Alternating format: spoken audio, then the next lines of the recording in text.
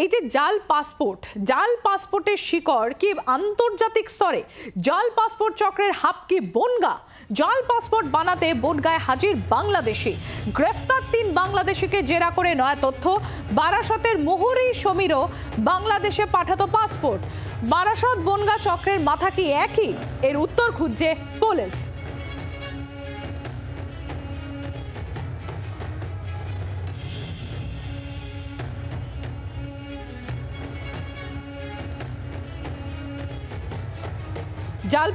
জাল পাসপোর্টের শিকড় কি আন্তর্জাতিক স্তরে? কেন এই প্রশ্ন উঠে আসছে তার কারণ এর পাশাপাশি আরো একটা প্রশ্ন উঠে আসছে, জাল পাসপোর্ট চক্রের হাব কি বনগা? কারণ জাল পাসপোর্ট বানাতে বনগাতে হাজির বাংলাদেশি। আর গ্রেফতার ৩ বাংলাদেশিকে জেরা করে নতুন তথ্য উঠে আসছে যে বারাসতের মুহুরী সমীরও বাংলাদেশে পাঠাতো পাসপোর্ট।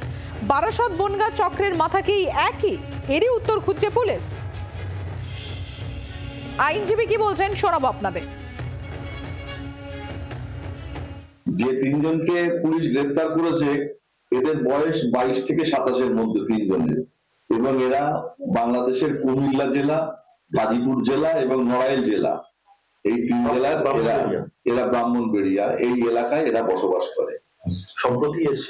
সম্প্রতি এসছে নাকি পুলিশ এদের কথাবার্তা বিভিন্ন সাসপেক্টেড ম্যাটার পাওয়া গেছে এদের কাছে, এবং সেই জন্য পুলিশ রিমান্ডে যাওয়ার পরে প্রকৃত ঘটনা পুলিশ উদ্ধার করবে এবং আদালতে তারা প্লেস করবে যে কি কি ঘটনার জন্য তারা ভারতবর্ষে ঢুকেছিল, কি কাজের জন্য।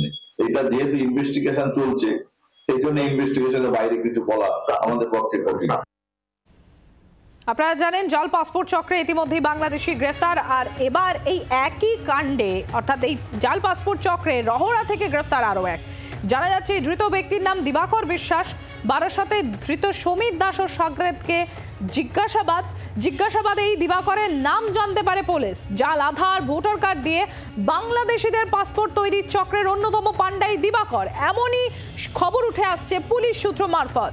এই যে দিবাকর গ্রেফতার হয়েছে সেই দিবাকর বিশ্বাস যে বাংলাদেশিদের যে জাল পাসপোর্ট দেয়া হতো, জাল আধার জাল ভোটার কার্ড দিয়ে বাংলাদেশিদের যে পাসপোর্ট তৈরি হতো সেই চক্রের অন্যতম পাণ্ডা দিবাকর, এমনই খবর উঠে আসছে পুলিশ সূত্রে।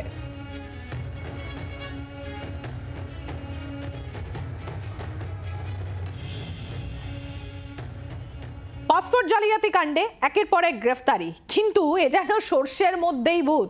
কাঠগড়ায় মুহুরী, অস্থায়ী হোমগার্ডের পর এবার এক ডাক কর্মীও। ধৃত বিশ্বজিৎ ঘোষ ডাক বিভাগের কর্মী বলে সূত্রের খবর। বৈদ্যবাটি এলাকার পোস্ট অফিসে কর্মরত ছিলেন এই বিশ্বজিৎ।